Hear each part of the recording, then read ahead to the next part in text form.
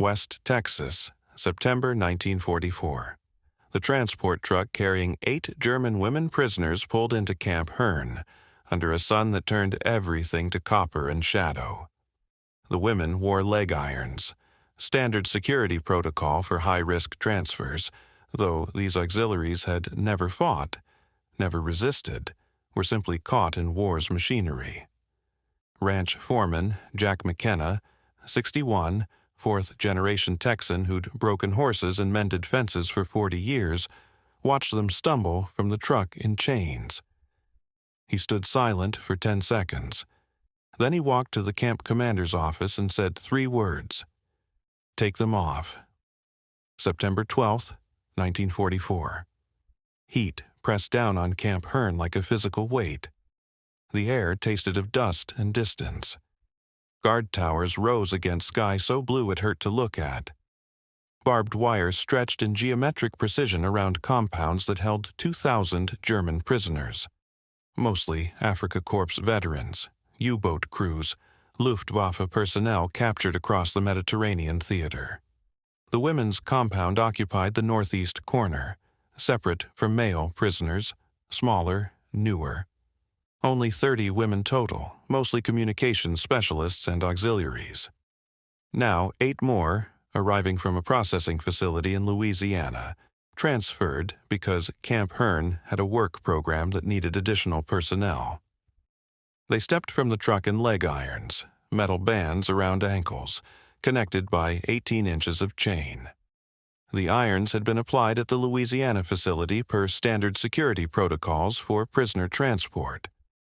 The women walked with shuffling steps, unable to take full strides, forced into the degrading gait of the shackled. Sergeant William Hayes supervised the intake. He was professional, efficient, following procedure. The women would be processed, documented, assigned to barracks. The leg irons would be removed once they were secured in the compound. Standard protocol, nothing unusual. But Jack McKenna, watching from near the corral where he'd been inspecting fence posts, saw something that made him stop. Not just the chains, though those were bad enough, but the way the women moved, the way they looked at the ground, the way they carried themselves with the defeated posture of people who'd forgotten they were human. One woman in particular caught his attention. Mid-20s, blonde hair pulled back, thin like they all were thin. She stumbled on the steps leading to the processing building. The chains caught on something. She fell hard, unable to catch herself properly with her ankles bound. She lay on the ground for a moment, not crying, just broken. 2 guards helped her up. Professional, not unkind, but they didn't remove the chains. She continued shuffling toward the building, and McKenna felt something tighten in his chest that had nothing to do with the heat. He'd worked at Camp Hearn since it opened in 1942. Civilian employee, ranch foreman, responsible for the camp's agricultural operations and the prisoner work, details that helped local farms. He'd seen hundreds of prisoners, treated them fairly, never thought much about the philosophical implications. They were prisoners. He was foreman, that was the arrangement. But watching that woman shuffle in chains, he thought about his daughter, 27, working as a nurse in San Antonio. Thought about his wife, dead 3 years now from cancer, who'd taught him that cruelty was always a choice and kindness was always possible. He walked to the administration building, found Captain Morrison in his office reviewing paperwork. "Those women," McKenna said without preamble. "The new arrivals, they're wearing leg irons." "Transport security," Morrison replied. "Standard protocol from the Louisiana facility. We'll remove them once processing is complete. They're communications personnel, auxiliaries. They're not combat prisoners. They're not dangerous. Why are they in chains?" Morrison looked up, hearing something in McKenna's tone. "It's procedure. The sending facility applies restraints. We remove them upon intake. It's temporary." "It's unnecessary," McKenna said flatly. And it's cruel. Those women aren't going to escape. They're not going to attack guards. They're just scared people far from home. Why humiliate them with chains? I don't make the rules, Jack. I just follow them.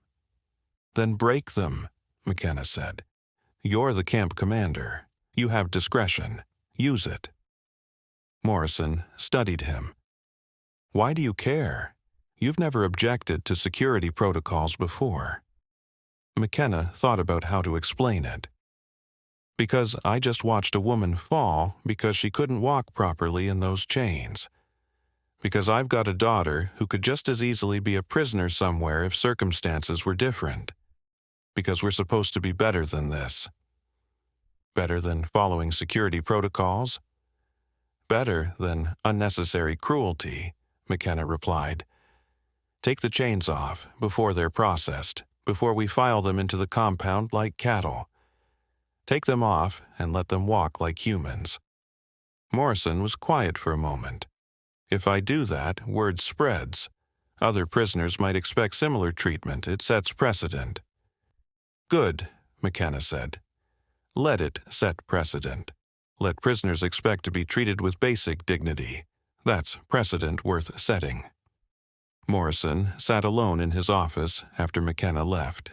He thought about regulations, about precedent, about the careful balance between security and humanity that governed prisoner-of-war camps. The leg irons were legal under Geneva Convention provisions. They were standard protocol for high-security transfers. No one would fault him for following procedure. But McKenna was right about one thing. The women weren't dangerous. They were auxiliaries, communications personnel, the kind of prisoners who caused no trouble and followed rules because they understood cooperation was their best option. He thought about his own service in North Africa, about capturing German soldiers who'd expected harsh treatment and been surprised by American fairness, about a German medic who'd thanked him in broken English for treating wounded prisoners with the same care given to American casualties, about that moment when enemy became human. He made a decision that was either compassionate or foolish, depending on perspective. He called Sergeant Hayes. Bring the new arrivals to the yard before processing. I want to address them. Sir? Just do it, Sergeant. 10 minutes later, the 8 women stood in the yard, shackled and confused. Guards flanked them. Other prisoners, male Germans working on camp details, paused to watch. Word had spread that something unusual was happening. Morrison stepped forward, spoke in careful German. You are prisoners of war under Geneva Convention protection. You will be treated fairly according to international law. You will receive adequate food, shelter, and medical care. You will work, but only in capacities allowed by convention protocols. You will not be abused. You will not be mistreated. He paused, then gestured to Sergeant Hayes. Remove the leg irons. Hayes hesitated. Sir, transport security protocols. I'm aware of protocols, Sergeant. I'm also aware these women pose no security threat. Remove the irons. That's an order. Hayes moved forward with keys. He knelt before the first woman, the one McKenna had seen fall. She stared at him with confusion bordering on fear. He unlocked the irons around her ankles. The metal fell away. She stood unsteadily, unused to full stride after hours of shuffling. Hayes moved to the next woman, then the next. The sound of metal being unlocked echoed across the yard. One by one, the chains came off. The women stood with freed ankles, uncertain what this meant, unable to process the gesture. When all 8 were unchained, Morrison spoke again. You will not be shackled while in this camp unless you violate regulations or attempt escape. You are prisoners, but you are also human beings deserving of dignity. I expect you to conduct yourselves accordingly. The yard was silent, completely silent. 200 male prisoners working nearby had stopped to watch. Guards stood frozen. The moment stretched. weighted with something larger than policy or protocol. Then Jack McKenna stepped forward. He'd been standing near the corral, watching. He walked to Morrison, removed his hat, spoke loud enough for everyone to hear. "Captain's a good man," he said. "Fair man. You women work hard, follow rules, you'll be treated right here. That's a promise." His voice carried across the yard, rough, accented with Texas drawl, but sincere. The women didn't speak, couldn't speak. They just stood with freed ankles and expressions that showed they didn't understand what had just happened or why. News of the gesture spread through the camp within hours. By evening, every prisoner knew that the new women arrivals had been unchained by direct order of the camp commander. The story grew in the telling. Some versions had McKenna demanding it. Others had Morrison acting on his own moral conviction. Still others had the women breaking down in gratitude they hadn't. What mattered wasn't the accuracy, but the meaning. In a system built on control and regulation, someone had chosen mercy over protocol. Someone had decided dignity mattered more than security theater. The male prisoners discussed it during evening hours. Some were cynical. Americans wanted good propaganda, wanted to seem merciful for strategic reasons. Others were moved.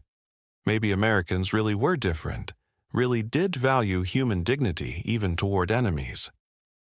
In the women's compound, the 8 new arrivals sat with the existing prisoners and tried to explain what had happened, how they'd expected to be processed while still in chains, how Morrison had ordered the irons removed before they even entered the building, how a Texas rancher had stood up and promised fair treatment. "It makes no sense," said Greta Hoffman, one of the new arrivals, 29, from Hamburg. "We are enemies. Why show us dignity?" "Because Americans are different," replied Helene Richter, who'd been at Camp Herne for 3 months. "I don't fully understand it either. But they treat prisoners as humans, not just as defeated enemies. It's written in their laws, Geneva Convention. They follow it. But removing the chains, that wasn't required by laws, that was choice." "Yes," Helene agreed, "that was choice. Someone choosing to be better than the minimum. That's what makes it meaningful." Jack McKenna didn't think of himself as philosophical. He was a practical man, fixed things that were broken, managed things that needed managing, treated people fairly because that's how he'd been raised. But something about those leg irons had bothered him in ways he couldn't fully articulate. They were legal, they were protocol, they were probably even justified from pure security perspective. But they were also unnecessary, and unnecessary cruelty was always wrong, even when officially sanctioned. He'd learned that lesson from his father, who'd ranched in Texas through drought and depression, and taught his son that how you treat people when you have power over them defines your character. You could break a horse with cruelty or with patience. Both worked. But patience produced a better horse and preserved your humanity. Same principle applied to prisoners. You could manage them with minimum required dignity or with maximum possible respect. Both were legal, but only one was right. The next morning, McKenna supervised assignment of work details.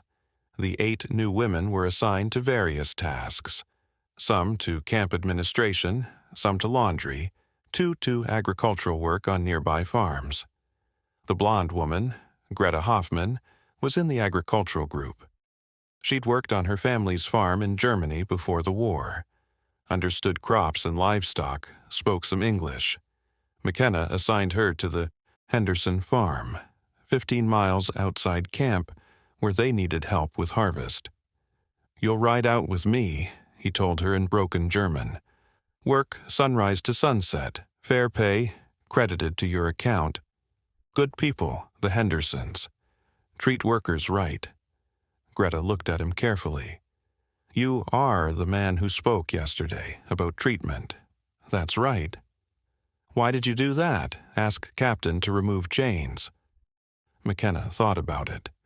Because they were unnecessary, because I got a daughter your age, because treating people with basic dignity costs nothing and preserves everyone's humanity, because it was the right thing to do.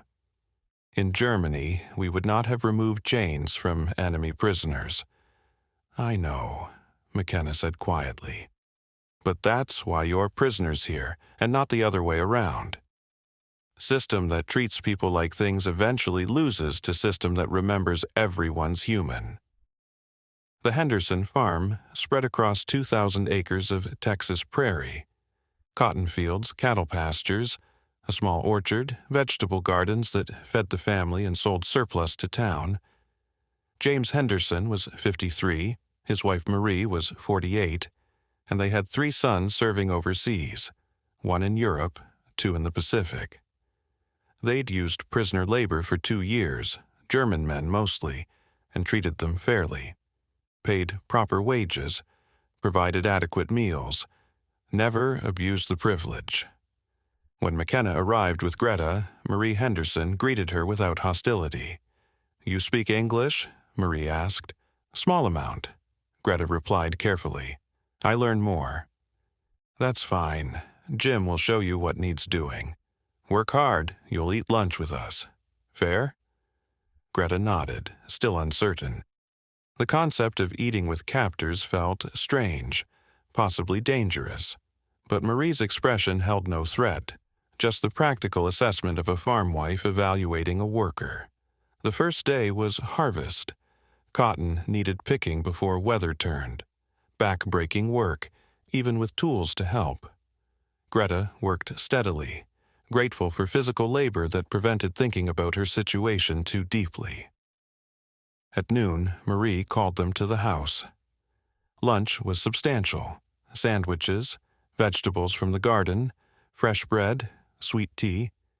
Greta ate at the kitchen table with the Hendersons and McKenna, still waiting for the cruelty propaganda had promised. It never came. They talked about farming, about Germany's agricultural traditions, about weather and crops and the practical concerns that transcend politics. Jim Henderson asked about her family's farm. Marie asked if German cooking was different from Texas cooking. McKenna translated when language barriers arose. After lunch, Jim walked Greta out to the fields, showing her the cotton, explaining technique. His hands were rough from decades of farm work, his face weathered by sun, but his manner was patient. "You do good work this morning," he said. "Appreciate that. Most folks work harder when they're treated right. I try to remember that." "You have sons in war," Greta observed, "fighting Germans, yet you treat me fairly. Why?" Jim thought about it. "Because my boys are fighting a government, not a people. Because you're just a farm girl who got caught up in something bigger than yourself. Because hating you doesn't help my sons come home safe. Because treating people right is just right. Don't need more reason than that." September became October, then November. Greta worked the Henderson farm 5 days a week, rode out with McKenna each morning, returned to camp each evening. The routine was numbing but bearable. The work was hard but satisfying. The treatment was fair to the point of being confusing. She gained weight. The farm meals were generous. Marie Henderson couldn't bear to see anyone go hungry, even enemy prisoners. Greta's uniform started fitting properly instead of hanging loose on a malnourished frame. She also learned English. Jim taught her agricultural terms. Marie taught her conversational phrases.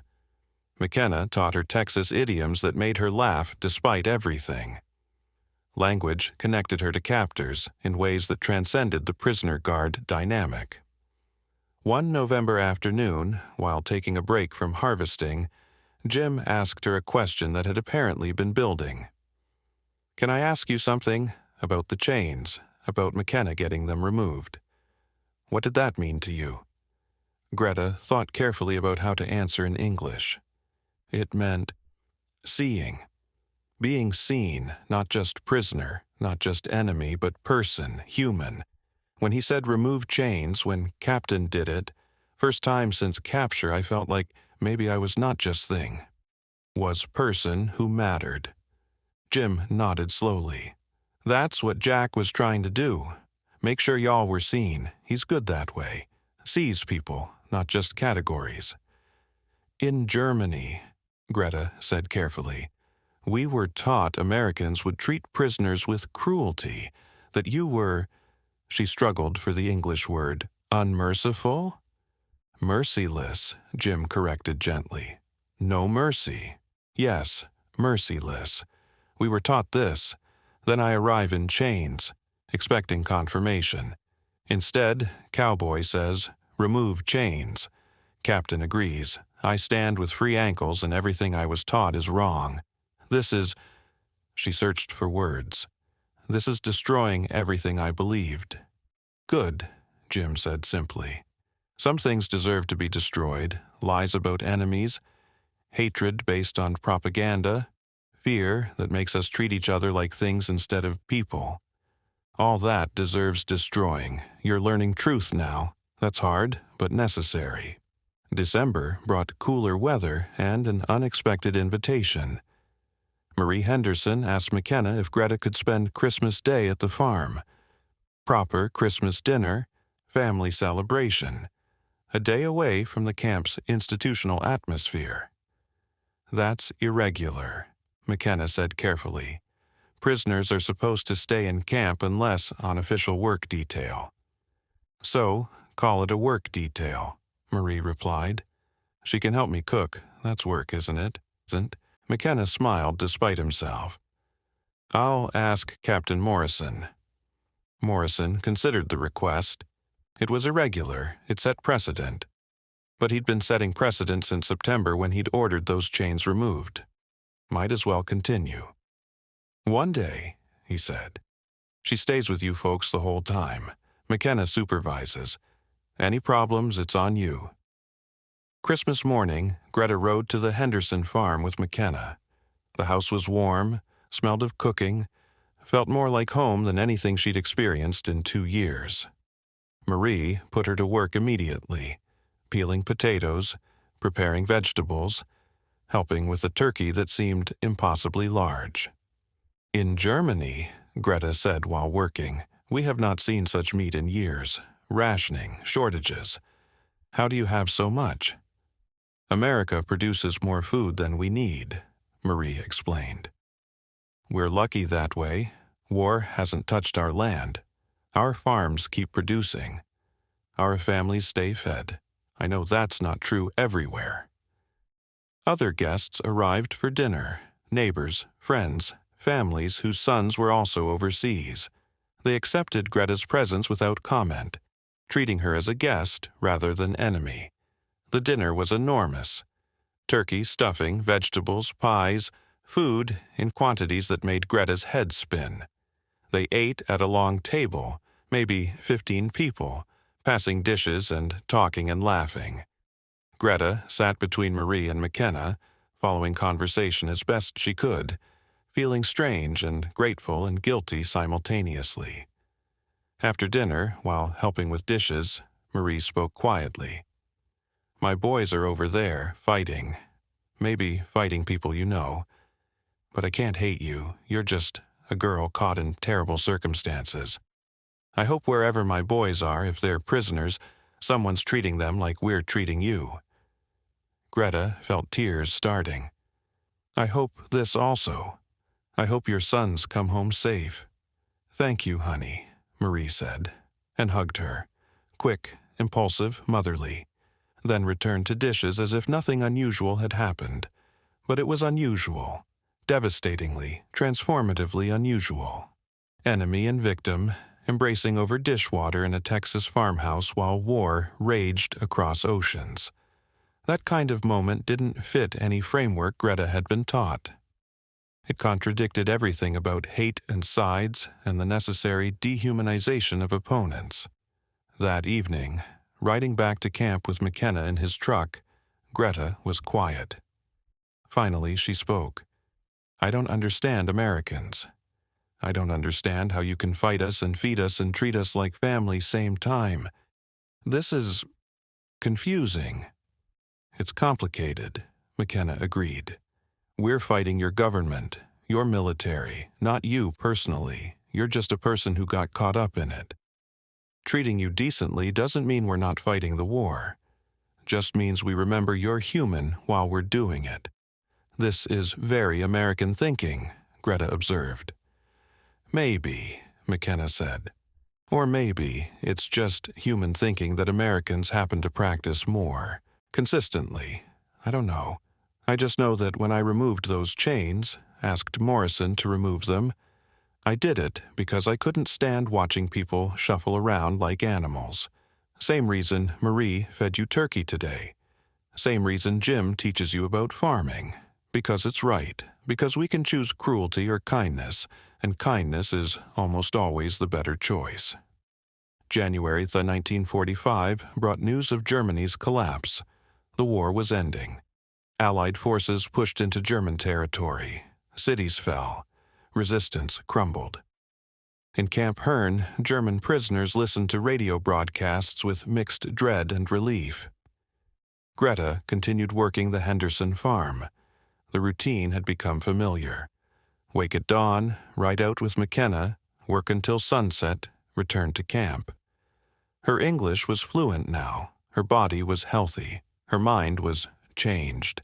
She could no longer believe what propaganda had taught, could no longer see Americans as cruel or inferior or deserving of hate, could no longer reconcile her experiences with the ideology she'd absorbed.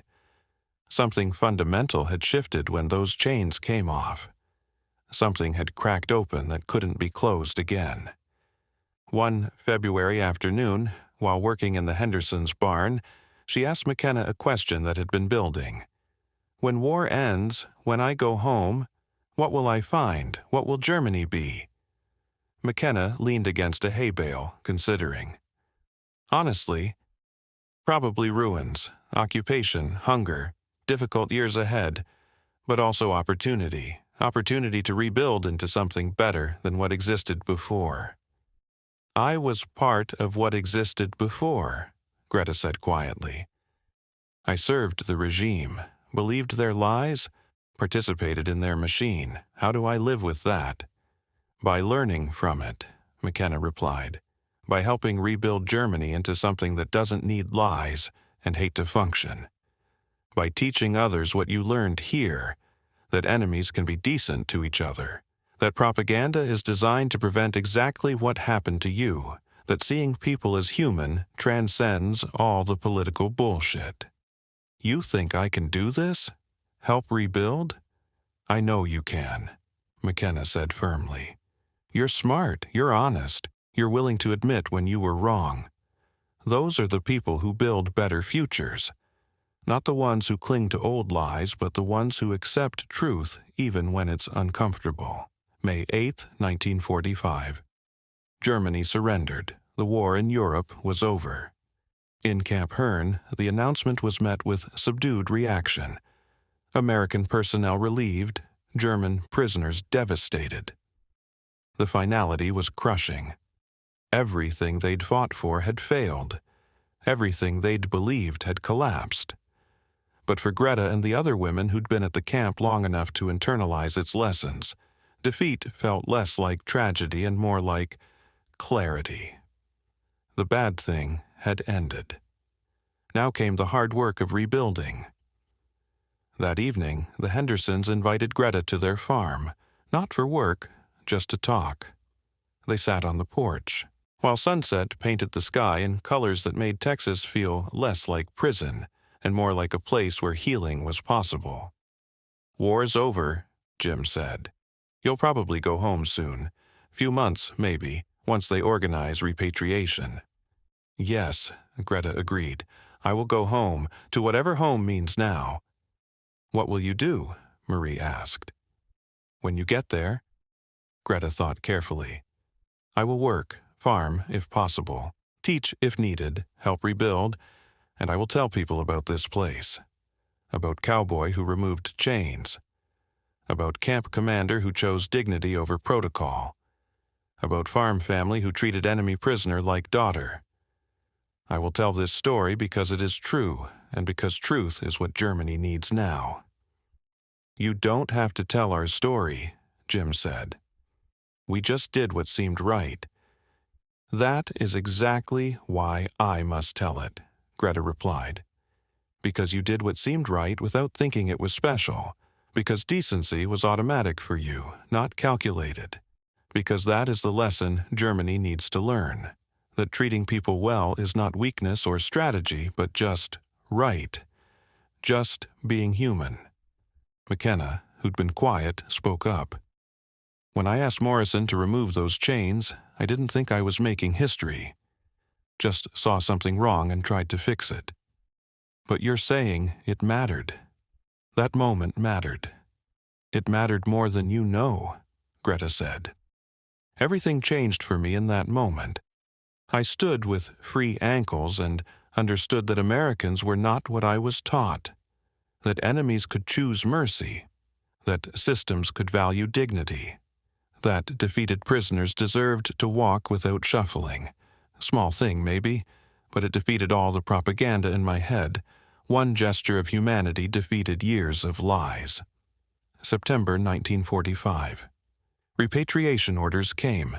Greta would leave in 2 weeks, transported to New York, then shipped to Germany for release into the British occupation zone.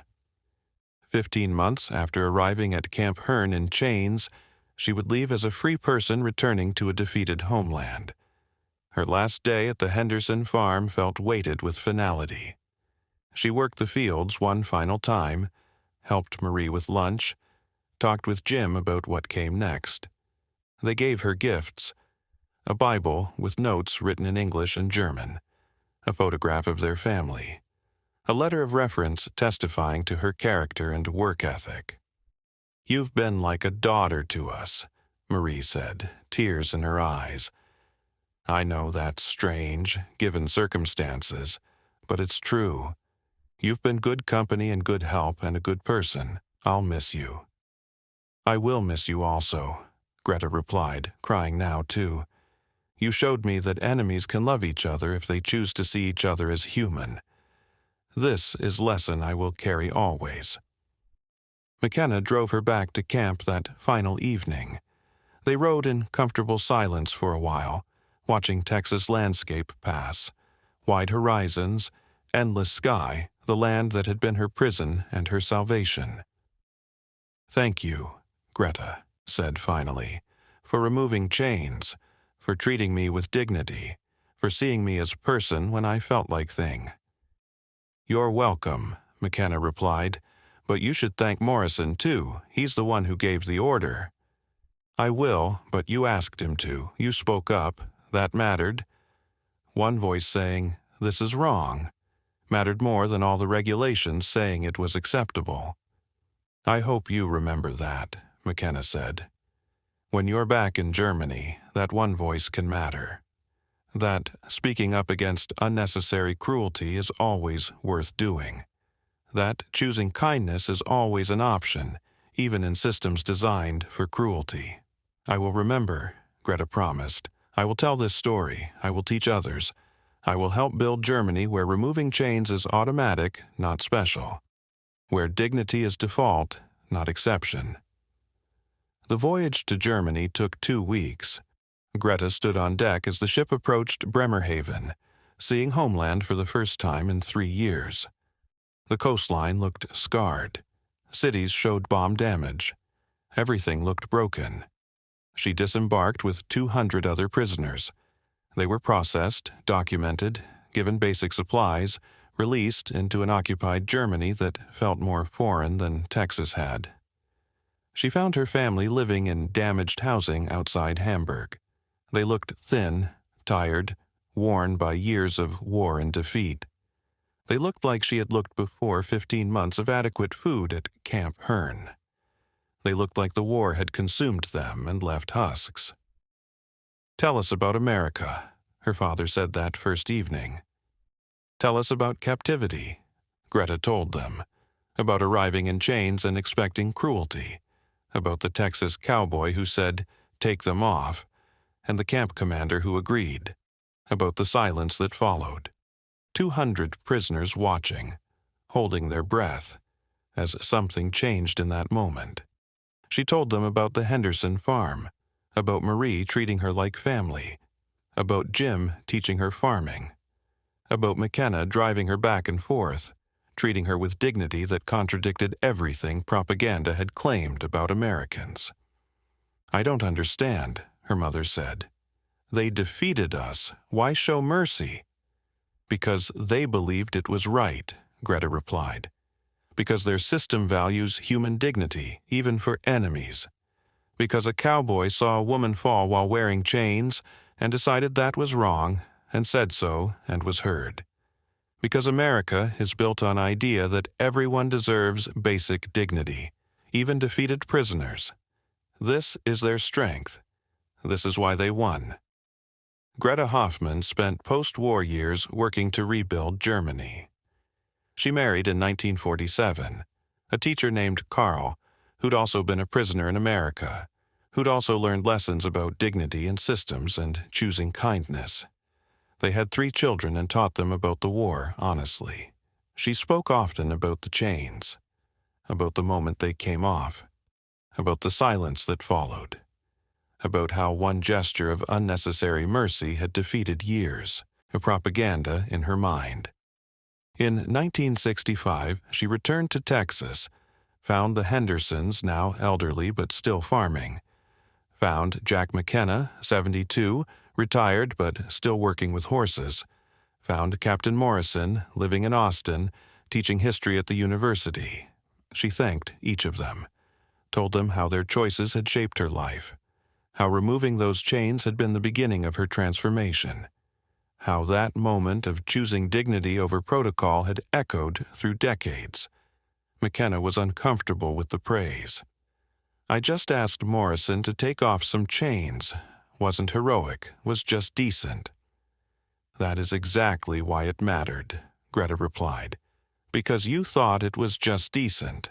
Because mercy was automatic for you. Because you saw wrong and fixed it without calculating political implications.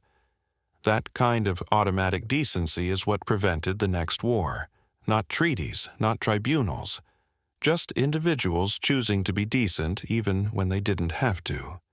Jack McKenna died in 1973 at age 80. Among his possessions, his family found a letter from Greta Hoffman, written in 1972. "Dear Jack, I am writing to tell you something I'm not sure you fully understand. When you asked Captain Morrison to remove our chains, when you stood in that yard and promised we'd be treated fairly, when you drove me to the Henderson farm every morning for a year, you saved more than my body. You saved my faith in humanity. You proved that enemies can choose decency, that power doesn't require cruelty, that seeing someone's chains and saying, 'Take them off,' is always an option. I built my post-war life on that lesson. I taught my children that lesson. They will teach their children. Your simple act of speaking up against unnecessary cruelty echoes through generations. Thank you for that. Thank you for seeing chains and deciding they were wrong.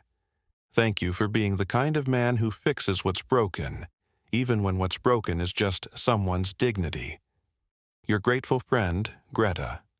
The story of the chains at Camp Hearn is documented in military records, prisoner testimonies, and post-war interviews.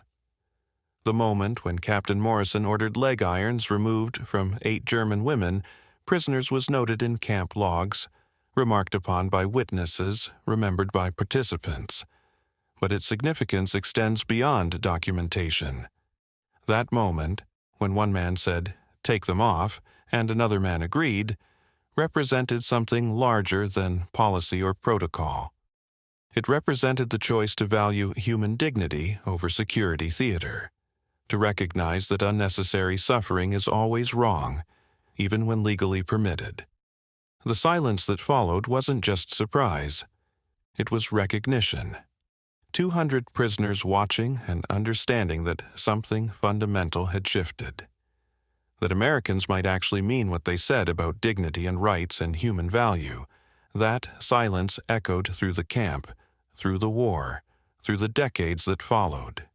It echoed in Greta Hoffman's teaching, in her children's understanding of mercy, in the post-war relationship between America and Germany that was built partly on thousands of small moments when individuals chose decency over cruelty.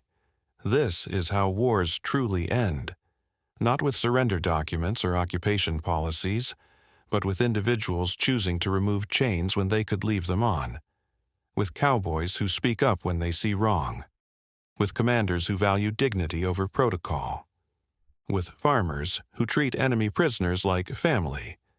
One voice saying, "Take them off." One moment of choosing mercy. One gesture of unnecessary kindness that defeated propaganda more effectively than any battle.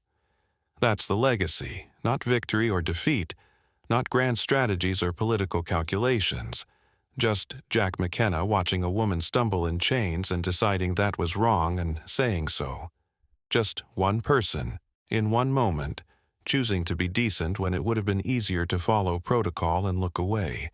That choice echoed through decades, shaped lives, built peace, proved that the best victories come not from defeating enemies but from choosing to see their humanity and act accordingly.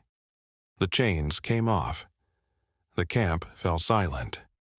And in that silence, something changed that could never be unchanged. One act of mercy. One moment of dignity. One choice to be human, even when systems didn't require it. Especially then.